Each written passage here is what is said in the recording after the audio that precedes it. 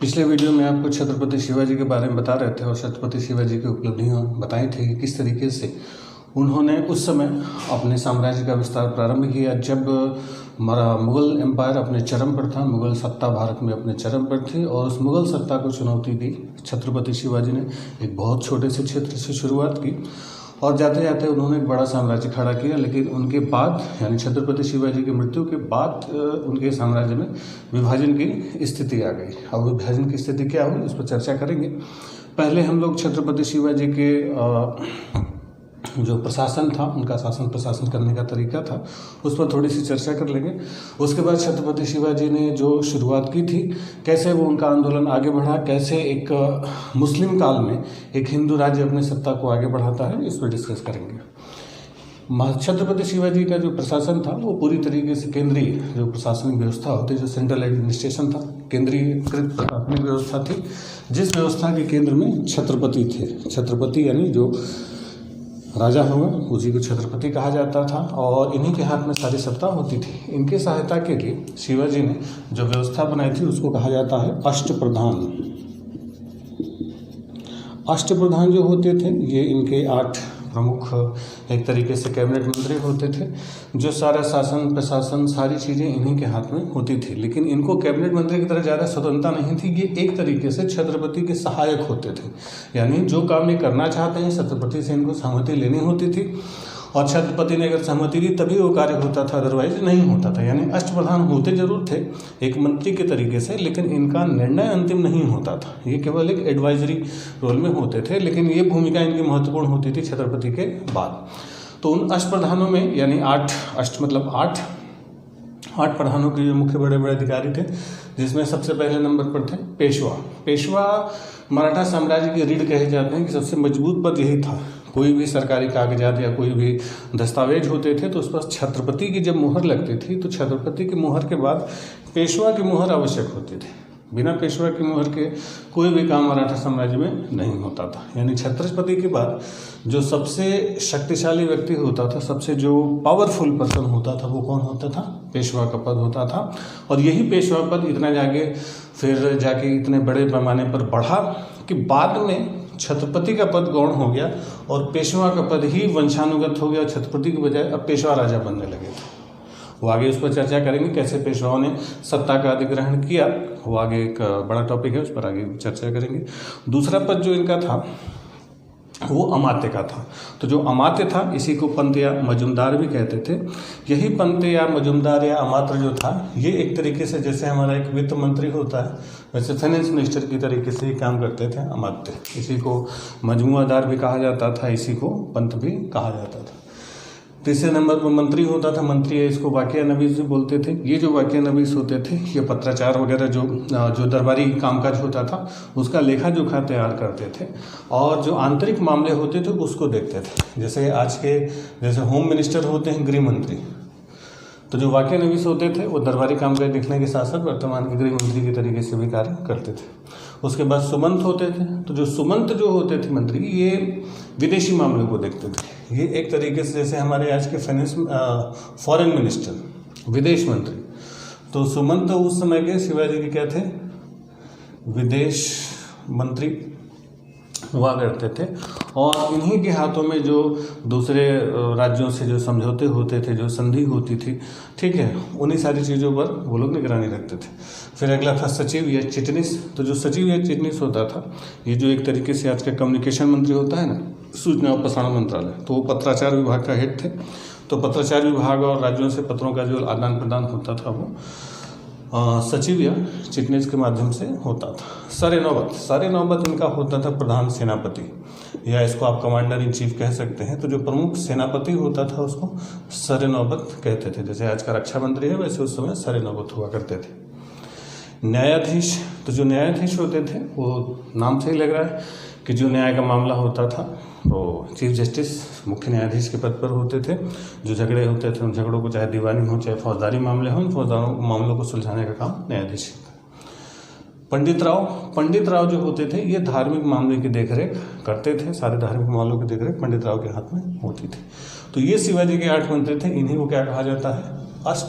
प्रधान, जिसमें सबसे प्रमुख स्थिति किसकी होती थी? पेशवा यानी प्रधानमंत्री टाइप से, और बाद में यही पद आगे महत्वपूर्ण बना। ये तो उनका केंद्रीय प्रशासन था। फिर इन्होंने क्या किया कि अपने राज्य को, जो इनका राष्ट्र था, जैसे भारत एक देश है, इसको 28 राज्यों में बांटा गया, राज्यों को जिलों में बांटा गया, जिलों को ब्लॉक में बांटा जाता है, फिर गांव आते हैं, तो उसी तरीके से इन्होंने भी अपने प्रांतों का बंटवारा किया था। तो जो मराठा अंपायर के प्रांत होते थे, जो राज्य, जैसे आज के जो राज्य है स्टेट, तो उस समय के जो प्रांत होते थे राज्य, उनको प्रांत कहा जाता था। ठीक, फिर जैसे आज जिले होते हैं, जिले का बंटवारा वैसे महाल कहा जाता था। फिर जैसे आज ब्लॉक होते हैं, ब्लॉक का बंटवारा तरफ की तरफ होता है, और गाँव उस समय भी हुआ करते थे। तो जो गांव होता था, गांव का जो प्रशासनिक प्रमुख होता था, उसको पाटिल कहा जाता था। यानी पाटिल क्या होता था? गांव का प्रमुख होता था। जो गांव का समूह तरफ, यानी जैसे आज ब्लॉक लेवल पर होता है, तो उस तरफ का जो हेड होता था उसको हवलदार कहते थे। और फिर महाल, जैसे आज डिस्ट्रिक्ट एक महाल है, तो महाल का जो प्रमुख होता था उसको सर हवलदार कहते थे। और जो राज्य होते थे, राज्य का जो हेड होता था, जैसे राज्यपाल टाइप से या चीफ मिनिस्टर कह लीजिए, तो उसको सरे कुन कहा जाता था। ठीक, तो ये इन्होंने अपना प्रशासनिक विभाजन किया था। हालांकि ये बहुत क्लियर कट, इसके बहुत ज़्यादा एविडेंस नहीं मिलते हैं, क्योंकि ज़्यादातर उनका साम्राज्य का जो आकार था वो बड़ा छोटा होता रहा था। यानी साइज कभी बड़ी हो जाती थी, कभी छोटी हो जाती थी, क्योंकि मुगलों से उनका संघर्ष रहा। कभी मुगल भारी पड़ते थे, कभी ये भारी पड़ते थे, तो साम्राज्य का आकार बड़ा छोटा होता रहा था। तो ये व्यवस्था बहुत रिजिड नहीं रही। उस समय जो राज्य की आय का स्रोत था, सोर्स ऑफ इनकम, यानी शिवाजी की जो इनकम थी, तो राज्य की आय का जो स्रोत था वो भू राजस्व ही हुआ करता था, लैंड रेवेन्यू हुआ करता था। लेकिन शिवाजी ने क्या किया कि अपनी जो आक्रामक इनकी नीति होती थी, अटैकिंग पॉलिसी होती थी, उस आक्रामक नीति की वजह से इन्होंने क्या किया कि राज्य की नई इनकम की सोर्स निकाले और दो बड़े कर लगाए। एक होता था चौथ और एक होता था सरदेशमुखी। तो ये जो चौथ और सरदेशमुखी होता था, ये शिवाजी ने एक तरीके से टैक्स इनका होता था। चौथ क्या होता था? ये पड़ोसी राजाओं से वसूला जाता था 1/4। चौथ का मतलब 1/4, कि जो भी मराठों के जो सबसे निकटवर्ती पड़ोसी होते थे, यानी जिनकी सीमाएं मराठों के राज्य से लगते थे, उनसे वो लोग चौथ वसूलते थे। चौथ इसलिए वसूलते थे कि आपकी सीमाएं हमसे मिल रही हैं, हम आपकी सीमा पर हमला नहीं करेंगे, तो हमारे हमले से अगर बचना है तो चौथ देना पड़ेगा। यानी आपकी जो टोटल इनकम है उसका 1/4 मराठों को देना, शिवाजी को देना पड़ेगा। अगर नहीं दिए तो फिर हमला होगा। तो ये एक तरीके से गुंडा टैक्स जैसे होता है ना, प्रोटेक्शन मनी, कि भाई हमारे संरक्षक बगल में आप सुरक्षित रहना चाहते हैं तो 1/4 दीजिए, अदरवाइज हमला हो जाएगा। ठीक, और दूसरा होता था सरदेशमुखी। जो सरदेशमुखी होता था, इसका रेशियो 1/10 था, 1/10, कि ये अपने क्षेत्र के आसपास के जो राजा महाराजा होते थे, तो इनको शिवाजी अपने अंडर में मानते थे कि हम छत्रपति हैं और हम इस क्षेत्र के क्षत्रप हैं, तो हमारे अधीन आप हैं, इसलिए आपको अपनी इनकम का 1/10 देना पड़ेगा। तो ये चौथ और सरदेशमुखी जो था, ये एक तरीके से जबरदस्ती वाला कर था। पड़ोसी राजा देना नहीं चाहते थे, लेकिन ये लोग जबरदस्ती, भाई ताकत के बल पर ये वसूला जाता था। तो चौथ और सरदेशमुखी ने शुरुआत में तो मराठों को बड़ी सफलता दिलाई, लेकिन बाद में जब तक छोटा साम्राज्य था इनका, तब तक तो ठीक ठाक चला। लेकिन जब मराठा एम्पायर का विस्तार हुआ, मराठा साम्राज्य का विस्तार हुआ पेशवाओं के काल में, तब फिर इस चौथ और सरदेशमुखी ने मराठों के दुश्मनों में वृद्धि कर दी। क्योंकि जहाँ जाते थे चौथ सरदेशमुखी वसूलना शुरू कर, पता चला गुजरात पर हमला किया, गुजरात के बगल में राजपूताना है, उससे चौथ सरदेशमुखी वसूल रहे हैं, तो मालवा से वसूल रहे हैं, तो बंगाल से वसूल रहे हैं, तो अवध से वसूल रहे हैं, तो निजाम से, सबसे वसूलना शुरू कर दिया था। तो सबसे वसूलने के चक्कर में क्या होता था कि अगल बगल, भाई उस समय जो राजा कमज़ोर होता था वो दे तो देता था, लेकिन फिर दुश्मनी भी बढ़ जाती थी। खैर आगे उस पर डिस्कस करेंगे हम लोग। तो ये इनकी आय का मुख्य स्रोत क्या था? चौथ और सरदेशमुखी, जो पड़ोसी राजाओं से एक तरीके से कहा जाए कि जबरदस्ती वसूला जाता था। ठीक, खैर शिवाजी की जो सबसे बड़ी ताकत थी, शिवाजी की सबसे बड़ी जो ताकत थी, उनकी अपनी सेना, यानी उनके जो अपने सैनिक थे, वही शिवाजी की सबसे बड़ी ताकत थे। और दो तरीके के सैनिक थे जो प्रमुख रूप से इनका हाथ पैर होते थे। जैसे एक घुड़सवार सैनिक थे, जो हॉर्स राइडर्स, जो कैवेलियर्स जिनको कहा जाता है, और दूसरी इनकी पैदल सेना। तो इनमें भी इन्होंने बड़ा स्तरीकरण किया था, इसका भी स्ट्रेटिफिकेशन किया था। इनकी जो अश्वारोही सेना होती है, जो हॉर्स राइडर होते हैं अश्वारोही, तो जो अश्वारोही सैनिक होते थे वो दो तरीके के होते थे। एक होते थे बारगीर कहा जाता था, और दूसरे होते थे सिलेदार। तो जो सिलेदार होते थे, तो सिलेदार का मतलब होता था वो सिपाही, वो घुड़सवार जिनके अपने घोड़े होते थे, अपनी वर्दी होती थी, अपना हथियार होता था, वो बस छत्रपति के साथ युद्ध में जाते थे। और बारगीर वो होते थे जिनका हथियार, घोड़ा और उनके जो ड्रेस वगैरह होती थी वो सब छत्रपति खुद देते थे, तो उसको कहा जाता था बारगीर। तो ये जो बारगीर थे यही इनकी जो मेन, एक तरीके से कहा जाए कि सेना के सिपाही एक जो होते थे, जो हमेशा छत्रपति के साथ होते थे। अब ये जो बारगीर होते थे, बारगीरों की भी यूनिट बनती थी। जैसे 25 बारगीर अगर मिला दिए जाएं तो घुड़सवार सेना के यानी अश्वारोही सेना के 25 जो बारगीर होते थे, उस 25 बारगीर से मिलकर बनता था एक हवलदार। यानी 25 बराबर 25 यानी 25 घुड़सवार सैनिक बराबर एक क्या होता था, हवलदार होता था। ठीक, फिर 5 अगर हवलदारों को मिला दिया जाए, 5 हवलदार यानी 25 बारगीर पर एक हवलदार, और 5 हवलदार यानी 125 हुए, तो 5 हवलदार पर एक होता था जुमलादार। यानी एक जुमलादार में 125 घुड़सवार इसके होते थे। ठीक, फिर 10 जुमलादारों को मिला के, यानी अगर 10 जुमलादार मिला दिए जाए, 10 जुमला, तो 10 जुमलादार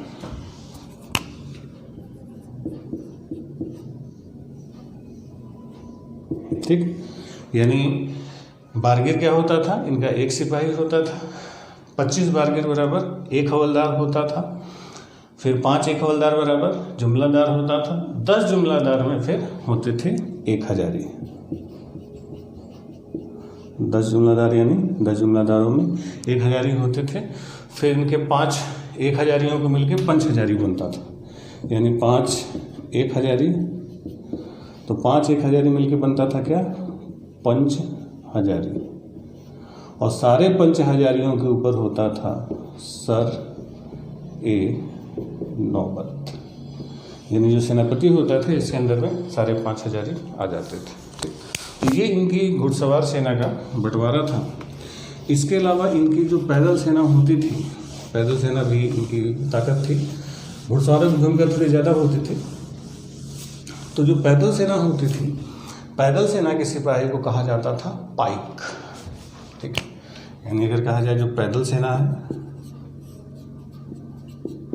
तो पैदल सेना का सिपाही क्या कहा जाता था, पाइक कहा जाता था।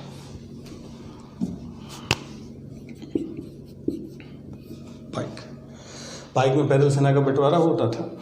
अब इसमें क्या होता था कि जो पाइक होते थे इनकी भी संख्या के हिसाब से, अगर 9 पाइक हो तो 9 पाइक मिलते थे, तो 9 पाइक मिलकर एक बनता था नायक। यानी एक नायक के अंदर 9 पाइक यानी 9 पैदल सेना के सिपाही होते थे। फिर 10 नायक जब मिलते थे, 10 नायक, तो 10 नायकों पर बनता था एक हवलदार। 10 नायक पर एक हवलदार होता था। यानी पाइक यानी पैदल सेना के सिपाही, तो 9 पाइक बराबर एक नायक, 10 नायक बराबर एक हवलदार, 3 हवलदार बराबर होता था एक जुमलादार। 3 हवलदार बराबर क्या होता था, एक जुमलादार होता था। और 10 जुमलादार जो होते थे, यानी 10 जुमलादार को अगर मिला दिया जाए तब बनता था एक हजारी। ठीक, और फिर एक हजारी के ऊपर 5 हजारी भी होते थे, 7 हजारी होते थे। जैसे घुड़सवारी सेना में इनके एक 5 हजारी होते थे, पैदल सेना में इनके होते थे 7 एक हजारी मिलते थे, तो होते थे क्या, 7 हजारी। और ये जो 7 हजारी जितने भी होते थे, इन 7 हजारियों का जो हेड होता था वो सरे नौबत होता था। और यहाँ पर 5 हजारी का हेड जो सरे नौबत यानी मेन सेनापति होता था। यानी सेनापति के अंदर में दोनों होते थे, पैदल सेना के सिपाही भी होते थे और घुड़सवार सेना के भी सिपाही होते थे। ठीक, तो यही इनकी जो सिपाहियों का जो बंटवारा था, सिपाहियों का जो डिवीज़न था, जिनको उन्होंने स्तरीकरण किया, यही इनकी बहुत प्रमुख विशेषता थी, जो सेना हमेशा उनके साथ रहती थी। ठीक, चलिए, इसके बाद जब आपको पिछले वीडियो में बताया था कि जब छत्रपति शिवाजी की मृत्यु हुई, तो छत्रपति शिवाजी के बाद जो उनका अंतिम समय था वो बहुत अच्छा नहीं था उनके पुत्रों में। उनके बड़े बेटे जो थे संभाजी से शिवाजी की बहुत अच्छी नहीं बनती थी। तो शिवाजी के मेनली 2 बेटे थे, ठीक है। बताया था शिवाजी ने 7 शादियाँ की थी, 7 में से 1 बाई थी उनकी जो पुतली बाई जो उनके साथ सती हुई थी। तो मेनली इनके 2 बेटे थे जिनमें सत्ता को लेके संघर्ष होता है। एक इनके जो बड़े बेटे थे संभाजी थे,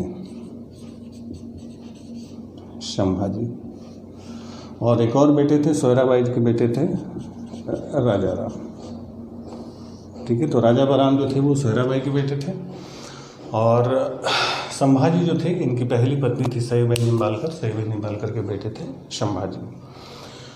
बड़े ये थे संभाजी की वाइफ थी यशोराम, और राजा राम की वाइफ थी ताराबाई इनकी वाइफ थी, और इनकी वाइफ थी येशुबाई। राजा राम और ताराबाई से जो पुत्र उत्पन्न हुआ उनका नाम था शिवाजी द्वितीय, और संभाजी और येशुबाई से जो पुत्र हुआ उनका नाम था शाहूजी, ठीक। ये इनका था वंशवृक्ष। अब शिवाजी का जो समय काल आपको बताया था 1627 टू 1680, 1627 से 1680 तक रहे। इनके मृत्यु के समय, क्योंकि संभाजी से इनकी बनती नहीं थी, संभाजी पन्हाला के किले में कैद थे। तो इनकी मृत्यु के समय संभाजी क्योंकि पन्हाला किले में कैद किया हुआ था, राजा राम उनके पास थे, राजा राम जी ने उनका अंतिम संस्कार किया और राजा राम को ही इनका छत्रपति बनाया गया।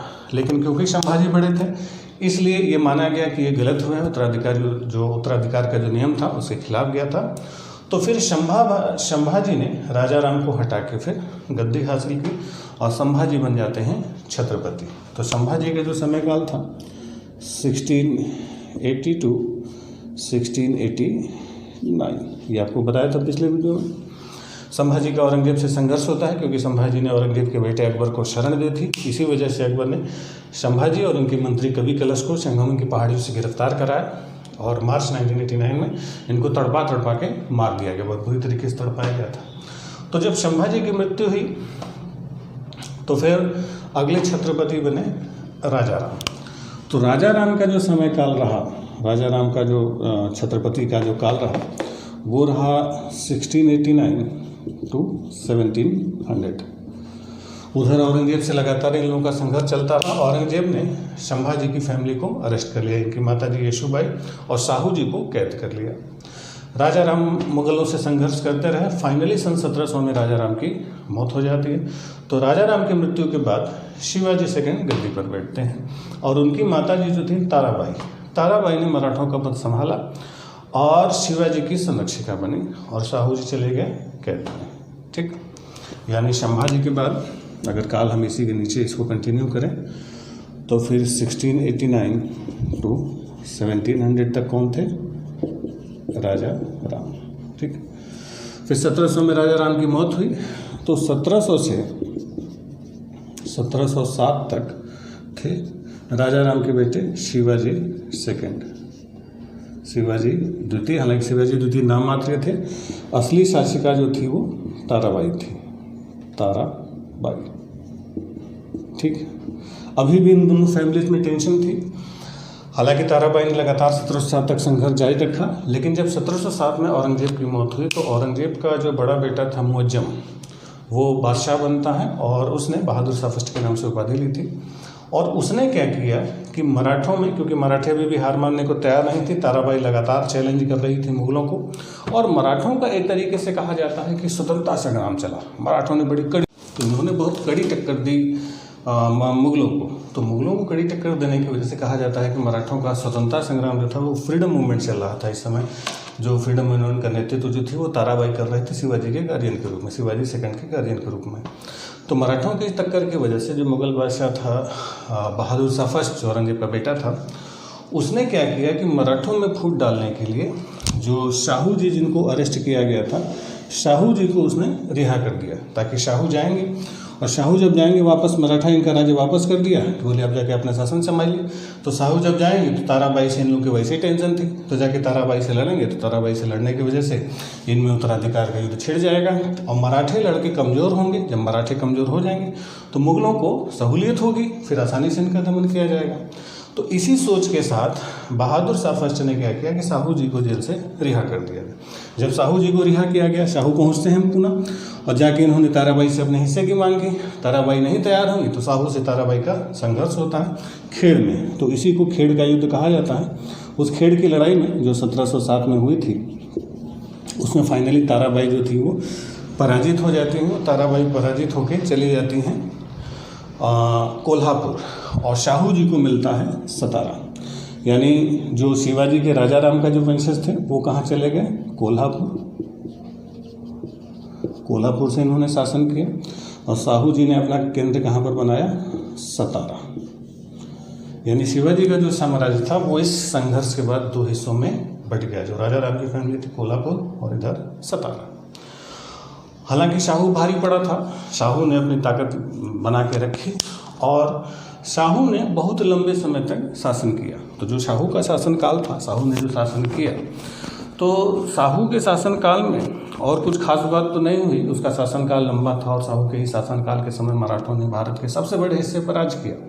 तो ये जो मराठों ने सबसे बड़े हिस्से पर राज किया शाहू जी के शासनकाल में, तो उसमें शाहू जी का कोई योगदान नहीं था। शाहू जी ने बस इतना काम किया कि इन्होंने अपने अधीन जो पेशवाओं की नियुक्ति की, जो इन्होंने पेशवा अपॉइंट की, वो बड़े जोरदार पेशवा थे और एक से बढ़कर एक, हालांकि वो खानदानी था लेकिन एक से बढ़कर एक पेशवा आया और उन पेशवाओं ने छत्रपति शिवाजी का सपना था अखंड जो मराठा साम्राज्य, अखंड एक हिंदू राज्य की स्थापना का, वो सपना उन पेशवाओं ने पूरा किया। शाहू जी के हाथ में कुछ नहीं था। तो शाहू जी ने और कोई काम नहीं किया सिवाय पेशवाओं की नियुक्ति की। तो यही माना जाता है कि शाहू ने इतने काबिल पेशवा नियुक्त किए कि जिसने शिवाजी के सपने को पूरा करने में अपनी महत्वपूर्ण भूमिका निभाई। इसी में शाहू ने अपना जो सबसे पहला पेशवा नियुक्त किया। यानी अब इसके बाद जो छत्रपति शिवाजी के वंशज थे उनका इतिहास समाप्त होता है, वो केवल नाम मात्र के हो जाते हैं और जो पेशवा थे, पेशवा मुख्य हो जाते हैं। पेशवा जैसे बताया था कि शिवाजी के अष्टप्रधान में एक प्रधानमंत्री की भूमिका में थे, लेकिन अब जो पेशवा थे वो मुख्य भूमिका में आ चुके थे और छत्रपति की भूमिका नगण्य हो चुकी थी। छत्रपति केवल परमिशन दे देते थे, पेशवा नियुक्त कर देते थे, अब सारा काम पेशवा खुद ही करते थे। छत्रपति का काम समाप्त हो गया, वो किसी काम के नहीं थे। और बाद में ऐसा कुछ हुआ कि फिर छत्रपति का पद समाप्त करके पेशवा का पद वंशानुगत हो गया और इनसे कोई पूछने वाला नहीं रहा। ठीक, तो इसमें सबसे बड़ी जो भूमिका थी, शाहू जी ने जो पहला पेशवा नियुक्त किया, पेशवा बालाजी विश्वनाथ। पेशवा बालाजी विश्वनाथ। तो ये जो पेशवा बालाजी विश्वनाथ थे, इनका जो टाइम पीरियड था, समय काल था 1713 से 1720। तो अब पेशवाओं का जो गौरवशाली इतिहास है वो शुरू हो जाता है और शिवाजी के वंशज क्षत्रपों का, जो छत्रपतियों का था, वो इतिहास बिल्कुल नगण्य हो जाता है। तो अब हम लोग पेशवाओं की गौरवशाली जो इतिहास है उस पर चर्चा करेंगे। तो जो खास पेशवा थे उनके बारे में हम लोग बातचीत करेंगे। तो ये जो पहले पेशवा थे, ये पहले सेना कार्ते के पद पर थे, एक सेनापति की भूमिका में थे शाहू के, लेकिन इन्होंने, बालाजी विश्वनाथ ने शाहू की हर मौके पर बड़ी मदद की थी। तो इस वजह से 1713 में शाहू ने इनको पेशवा बना दिया। इससे पहले भी थे शाहू के ही साथ, लेकिन पेशवा नहीं थे, पहले सेना करते के पद पर थे। तो जब शाहू ने पेशवा बनाया तो इन्होंने फिर पेशवा पद की गरिमा का ध्यान रखते हुए अपने हिसाब से निर्णय लेने शुरू कर दिए। शाहू इनके काम में कोई इंटरफेयर नहीं करता था, ये भी राष्ट्रभक्त थे। इन्होंने जो खेड़ के युद्ध हुआ था इनकी चाची ताराबाई से, उसमें भी शाहू की इन्होंने मदद की थी।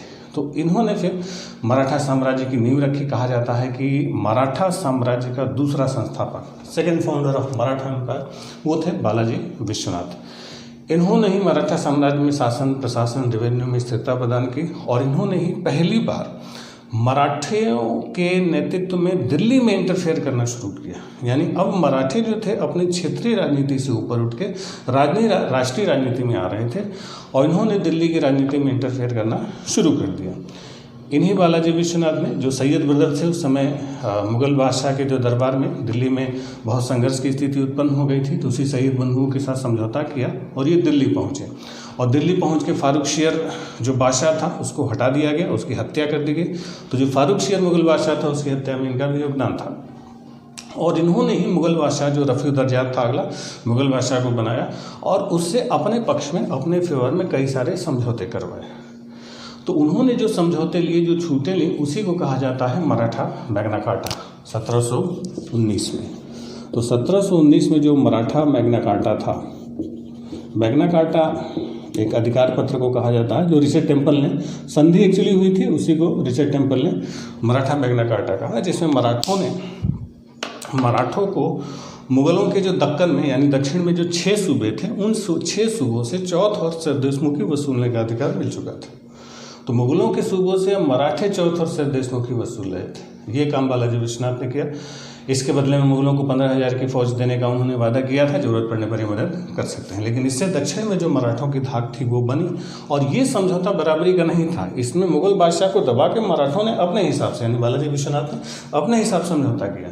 तो यहीं से दिखाई देता है कि मराठा जो थे वो मुगलों के खंडहर पर, कहा जाता है कि इन्होंने मुगलों के खंडहर पर अपनी इमारत बनानी शुरू कर दी थी। यानी मुगलों का पतन शुरू होता है और मराठों का उदय पेशवाओं के नेतृत्व में शुरू होता है। तो इन्होंने साम्राज्य को और बढ़ाया, लेकिन इनकी मौत बहुत कम उम्र में हो गई थी 1720 में। इनकी मृत्यु के बाद जो शाहू था, शाहू ने इन्हीं के ही बेटे को अगला पेशवा बना दिया। तो अगले पेशवा बने बाजीराव फर्स्ट, जो महान पेशवाओं में दूसरे नंबर पर आते हैं। बाजीराव प्रथम, इनका जो समयकाल था 1720 से 1740, मात्र 20 साल की उम्र में ये पेशवा बने थे और 1740 में 40 साल की उम्र में इनकी मृत्यु हुई। जितने भी जो योग्य पेशवा थे बहुत कम उम्र में मरते थे। अब जाने क्या था, लेकिन सारे पेशवाओं में सबसे महान इन्हीं को माना जाता है, क्योंकि जो बालाजी विश्वनाथ थे बहुत बड़े डिप्लोमेट थे, कूटनीतिज्ञ थे। सैनिक वीरता या सैनिक क्षमता, शारीरिक क्षमता इनकी थोड़ी कम थी, लेकिन वैसी नहीं थी जैसे बाजीराव फर्स्ट की थी। बाजीराव फर्स्ट को बहुत सारे मुगल या बहुत सारे अंग्रेज इतिहासकारों ने दैत्यों की तरह माना। वो जब हमला करते थे तो दैत्य की तरह बिल्कुल हमला करते थे, एक साथ धावा बोलते थे। तो व्यक्तिगत वीरता इनकी बड़ी ज़बरदस्त थी और कई मौक़ों पर उन्होंने साबित भी की। और इन्होंने ही कहा था कि अब समय आ गया है, क्योंकि मराठों का पतन होना शुरू हो चुका था। मराठों के पतन के बारे में इन्होंने कहा था कि अगर हमें पूरे भारत पर अपना साम्राज्य स्थापित करना है तो हमें छोटी छोटी शक्तियों के बजाय सीधे मराठों से उलझना चाहिए, सीधे मुगलों से उलझना चाहिए। उन्होंने कहा था कि हमें इस जर्जर वृक्ष के तने पर प्रहार करना चाहिए। जब जर्जर वृक्ष के तने पर प्रहार करेंगे तो छोटी छोटी शाखाएं तो ऐसे ही गिर पड़ेंगी। तो सीधे उन्होंने कहा कि सीधे मुगलों पर प्रहार करें, छोटी छोटी शक्तियाँ तो ऐसे ही हार जाएंगी। ठीक। और इन्होंने हिंदू पद पातशाही, जो हिंदू राज्य साम्राज्य के जो विस्तार के जो संकल्प था, इन्होंने लिया था। हिंदू पद पातशाही के जो आदर्श था उसका प्रचार प्रसार किया। इनका संघर्ष हालांकि निजाम से भी हुआ, निजाम आसफ जाह से इनका संघर्ष हुआ और मार्च 1728 में 1728 में पालखेड़ा का युद्ध हुआ। पालखेड़ा का युद्ध, इस पालखेड़ा के युद्ध में निजाम आसफ जाह को उन्होंने पराजित किया और निज़ाम को यानी पालखेड़ा के युद्ध किसके किसके बीच हुआ? बाजीराव फर्स्ट और निज़ाम के बीच हुआ। और इसी युद्ध में मुगी शिवगांव की संधि हुई। मुगी शिवगांव, तो इस मुगी शिवगांव की संधि में इन्होंने क्या किया था कि निज़ाम के आधे राज्य से चौथ और सरदेशमुखी वसूलने का अधिकार निज़ाम से छीन लिया था। नहीं, निज़ाम के ऊपर ही चौथ लगा था इनके ऊपर। ठीक। फिर इन्होंने ही क्या किया था कि जो आपको बताया था कि जो शाहू जी के जो दूसरे शिवाजी के जो वंशज थे, शिवाजी सेकंड बताया था, उनके जो पट्टीदार थे, तो उनसे भी एक समझौता किया था 1731, 1731 उल्टा हो गया, 1371 हो गया, 1731 1731 वारना की संधि। ये वारना की संधि से उन्होंने जो शिवाजी सेकंड थे उनका प्रतिरोध समाप्त किया और शिवाजी सेकंड ने शाहू की अधीनता स्वीकार कर ली।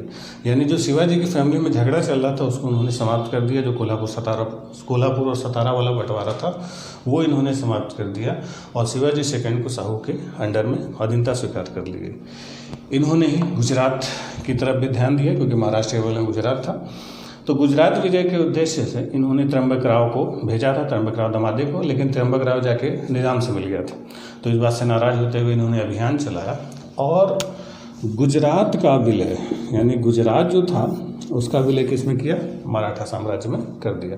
तो गुजरात विलय मराठा साम्राज्य में किसके काल में हुआ था? बाजीराव फर्स्ट के काल में, और वो साल था 1738। ठीक, इन्होंने ही मालवा का भी अभियान किया था और मालवा को मुगलों के चंगुल से मुक्त कराया था, और मुगल या जो सूबेदार थे उनसे लगातार युद्ध किया। और उसी मालवा की लड़ाई में जो इन्होंने लड़ाई लड़ी थी 1728 में, 1728 मालवा अभियान, ये व्यक्तिगत इनकी वीरता का परिणाम था मालवा। तो यहीं पर इनकी मित्रता होती है बुंदेलों से, जिसमें छत्रसाल बुंदेला। तो छत्रसाल बुंदेला से इनकी मित्रता स्थापित होती है, और वही जब छत्रसाल बुंदेला से इनकी मित्रता स्थापित होती है तो छत्रसाल बुंदेला ने इनसे प्रसन्न होते हुए इनको अपने राज्य की एक बड़ी प्रसिद्ध नर्तकी थी मस्तानी बाई। तो मस्तानी बाई को छत्रसाल बुंदेला ने गिफ्ट कर दिया किसको? बाजीराव फर्स्ट को। यही मस्तानी राव बाई से जो इनका जो अफेयर चला, उसी के ऊपर एक पिक्चर बनी थी अभी कुछ साल पहले, आपने सुना होगा, बाजीराव मस्तानी। तो बाजीराव मस्तानी जो फिल्म बनी है, हालांकि फिल्म में कुछ ज़्यादा ही अति दिखा दी गई है, वैसा नहीं था, लेकिन वो जो बाजीराव जो मस्तानी वाला था, वो मस्तानी छत्रसाल बुंदेला वो डांसर थी, गिफ्ट किया था किसको? बाजीराव फर्स्ट को। तो इस पर बाजीराव फर्स्ट का विशेष जो कि अनुग्रह था, लेकिन वैसा भी नहीं था जैसा पिक्चर में दिखाया गया। ठीक, चलिए, तो मस्तानी बेगम यहीं से शुरू होती है। इनका जो सबसे कहा जाता है कि भयंकर जो काम था, सबसे बड़ा काम था, जैसे बताया कि मुगलों को ये तोड़ना चाहते थे, मुगल सत्ता का मुखौटा ये ख़त्म करना चाहते थे। तो मुगलों की ताकत को तोड़ने के लिए इन्होंने एक बड़ा ही, बताया था कि व्यक्तिगत वीरता इनके अंदर थी, तो अपने व्यक्तिगत वीरता दिखाते हुए इन्होंने क्या किया? मार्च 1737 पूना से अपने 500 चुनिंदा घुड़सवार चुनते हैं। 500 चुनिंदा घुड़सवारों का नेतृत्व सबसे आगे यही थे, खुद किया, और सीधे इन्होंने सफ़र किया दिल्ली की तरफ, और दिल्ली की तरफ कूच किया, और सीधे जाके धावा बोल दिया दिल्ली पर धावा बोला, दिल्ली पर कब्जा हुआ, लाल किले पर कब्जा हुआ, लाल किले में जाके सीधे मुग़ल बादशाह की गर्दन थाम लेते हैं, और मुग़ल बादशाह से अपने पक्ष में कई सारे रियायतें दिलवाई कि इसमें मालवा की सूबेदारी मिली, 13 लाख वार्षिक मदद जो नगद था वो इन्होंने देना शुरू कर दिया, मुगलों ने देना शुरू कर दिया। तो जब लाल किले पर इन्होंने कंट्रोल कर लिया, फिर अपने हिसाब से सारी चीज़ें लेके वापस लौट रहे थे, तो इसी अभियान ने जो 500 घुड़सवारों के साथ इन्होंने दिल्ली पर कब्जा करने की कोशिश की, इसी ने समझ लिया कि भारत में मुगलों का जो एक मुखौटा था, मुखौटा का मतलब अभी भी जो औरंगजेब और शाहजहां और जहांगीर और अकबर के समय काल का मुगलों का एक रुतबा था, तो उस रुतबे की वजह से मुगलों का जो एक रेपुटेशन था, जो प्रतिष्ठा थी, वो बनी हुई थी। बाहरी ताकतें अभी भी डरती थी मुगलों से, क्योंकि भाई मुगल बादशाह का नाम पहले बहुत था। तो उस मुखौटे को तोड़ने का काम किया इस बाजीराव फर्स्ट के इस बहुत ही बहादुरी पूर्वक अभियान में, क्योंकि अब लोगों को लगा कि जब एक आदमी 500 घुड़सवारों के साथ घुस सकता है दिल्ली में, मुगल बादशाह का कॉलर पकड़ के अपने हिसाब से समझौता करा सकता है, यानी मुगल बादशाह की अब कोई औकात नहीं है। तो मुगल बादशाह को औकात में लाने का जो काम किया था वो बाजीराव फर्स्ट ने किया था, और उनके इसी अभियान के बाद जो बाहरी हमलावर थे, जैसे आपको बताया कि नादिर शाह था, अहमद शाह अब्दाली था, इन लोगों ने दिल्ली की तरफ रुख करना शुरू कर दिया। अभी तक वो सब बाहरी डरते थे मुगलों से, लेकिन जब मुगलों का उन्होंने औकात याद दिला दिया, मुखौटा तोड़ा, तब से फिर बाहरी हमले भी होने शुरू हो गए। ठीक, हालांकि जब ये लौट रहे थे तो मुगल बादशाह ने निजाम को संदेशा भेजा था, और निजाम ने इनको घेरने की कोशिश की, और वही 500 घुड़सवारों के साथ ही लौट रहे थे, तो रास्ते में निजाम ने घेर लिया। जुलाई 1738 में निजाम ने इनको ग्वालियर के पास जाते जाते घेर ही लिया वापस। जब निजाम के साथ ही घिरे, इनके पास ज़्यादा सिपाही नहीं थे, बावजूद इन्होंने क्या किया कि निजाम के साथ इन्होंने हार नहीं मानी और बिना लड़े ही उसको हरा दिया अपने कुछ सिपाहियों के साथ। और लड़े भी नहीं का मतलब है कि जब निजाम ने इन पर दबाव बनाने के उद्देश्य से संधि समझौते के लिए अपने दूत भेजे, 8-10 सिपाहियों को भेजा, तो इन्होंने क्या किया कि इनके सिपाहियों को पकड़ के उनको अपनी जो सिपाही थे उनके सिपाहियों को पकड़ के मार दिया, और उनके सिपाहियों की जो वर्दी थी वो अपने सिपाहियों को पहना दी, और उसी वर्दी में ये अपने सिपाहियों से निजाम के खेमे में चले और जाके सीधे निजाम पर व्यक्तिगत रूप से उन्होंने पकड़ के हमला कर दिया। और उसको धमकी दी कि बेटा अभी यहाँ तो 500 दिख रहा है, पहाड़ी के पीछे हमारे 40,000 घुड़सवार तैनात हैं, एक इशारे पर तुरंत खत्म हो जाओगे, इसलिए जल्दी जल्दी सरेंडर करो, अदरवाइज हमला होने वाला। निजाम ने डर के मारे संधि कर ली, जिसको कहा जाता है दुरई सराय की संधि। दुरई सराय की संधि। तो जो दुरई सराय की संधि थी, समझ लीजिए कि बहुत कमज़ोर स्थिति में थे, इसके बावजूद बिना लड़े निजाम से इन्होंने संधि करा दी थी। ये बताया ना, व्यक्तिगत वीरता इनकी बड़ी ज़बरदस्त थी, शिवाजी के टक्कर के थे इस मामले में। खैर, इसके अलावा इन्होंने पुर्तगालियों से भी लड़ाई लड़ी और पुर्तगालियों से बसीन इन्होंने छीना। फिर बाद में ये बीमार पड़े और फिर 1740 में बिल्कुल अल्पायु में, बहुत 40 साल की उम्र में इनकी बीमार पड़ के मौत हो गई। पता है कि जितने बड़े पेशवा थे बहुत कम उम्र में मरते थे। इनके बाद फिर अगले पेशवा बने जो इन्हीं के बेटे थे, बालाजी बाजीराव। बालाजी बाजीराव, ये जो बालाजी बाजीराव थे, इनका टाइम पीरियड 1740 से 1761। बालाजी बाजीराव को ज़्यादातर लोग नाना साहब के नाम से जानते थे, नाना साहब के नाम से ये पॉपुलर थे। और यही जो बालाजी बाजीराव, माना जाता है कि इन्होंने मराठा जो साम्राज्य था, वो मराठा साम्राज्य को कटक से अटक तक, यानी कृष्णा नदी उधर और अटक इधर उड़ीसा, पूरा उत्तर से दक्षिण तक फैला दिया। और जो सपना शिवाजी ने देखा था, एक हिंदू राष्ट्र का सपना, उस तक पहुंचने का जो श्रेय जाता है वो बालाजी बाजीराव को जाता है, क्योंकि इनके समय मराठों का सबसे ज़्यादा विस्तार हुआ, मराठा सत्ता अपने चरम पर पहुंची और सबसे ज़्यादा क्षेत्र का विस्तार हुआ। लेकिन वही होता है कि जब सत्ता अपने चरम पर पहुंचती है तो फिर पतन के भी लक्षण दिखाई देने लगते हैं। तो जब चरम पर पहुँचे तो चरम पर पहुंचने के दौरान कई सारी गलतियां हुई इन पेशवाओं से, उन्हीं गलतियों को खामियाजा इनको भुगतना पड़ा और पतन की स्थिति आ जाती है। हालांकि पतन की स्थिति इनकी भी इतनी जल्दी नहीं आए थे। मराठों ने लगभग 100 सालों तक, पेशवाओं ने खासतौर पर, मराठों ने क्या, मराठा पेशवाओं ने लगभग 100 सालों तक भारत, स्पेशली जो उत्तरी क्षेत्र था, उस पर राज किया और भारत की सबसे बड़ी ताकत ये लोग बने रहे। भारत की सबसे बड़ी ताकत यही बने रहे लंबे समय, लगभग 100 सालों तक। यानी शिवाजी जो सपना देख रहे थे उसको शिवाजी के वंशजों ने नहीं, पेशवाओं ने पूरा किया। तो इसलिए पेशवाओं का इतिहास, हमारे इतिहास, हमारे भारत के लिए बहुत महत्वपूर्ण माना जाता है। तो बाकी इन पेशवाओं के गौरवशाली इतिहास के लिए हम लोग अगले वीडियो में मिलते हैं। तब तक के लिए थैंक यू।